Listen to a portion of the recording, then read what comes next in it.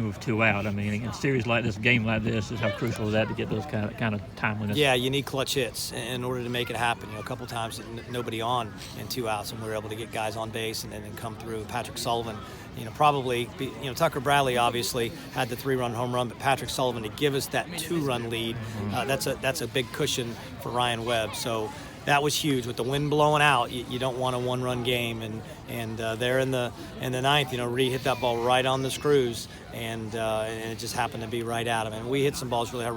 Riley King, he's going to have to do something to change his luck, because he's hitting balls hard all over the park and just right at people. But we did get some big 2-out hits. And that was the difference in the game. I was going to ask about Ryan being a fiery guy as he is on the mound. He gives up a couple little, hits off the gloves of himself and Patrick. We're a little bit concerned with his being as emotional as he is. He was going to be able to rein it back in. Well, that's what we talked about in the dugout there after the 8th. He's an emotional guy, and he spent a whole lot of emotion getting out of the 8th. And then he came out there, and then he has to try to get back after it in the 9th. And then he had some bad luck, the ball didn't bounce his way.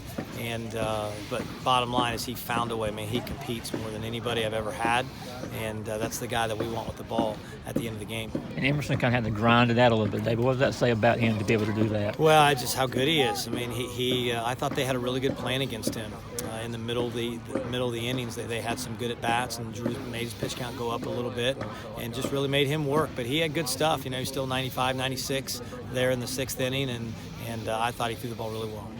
The timely hits you talked about, how much of that is a product of, like you always talk about, just grinding out at bats, even like you said, starting rallies with 2 outs? Yeah, you have to.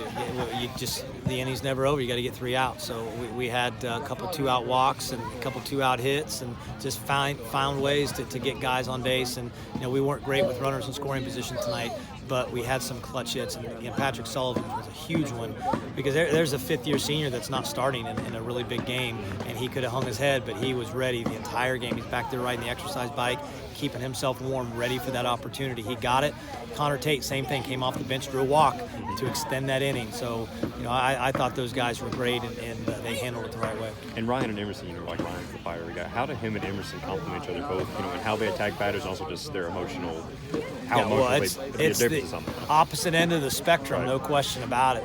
Ryan is so emotional, and Emerson's got some emotion in him, but not nearly. But Ryan, I think he's got the emotion on our team, and Tucker Bradley's that offensive guy that has it. But their demeanors are certainly different. But those guys, I think, both will pitch in the big leagues just because they're so talented and they're so competitive.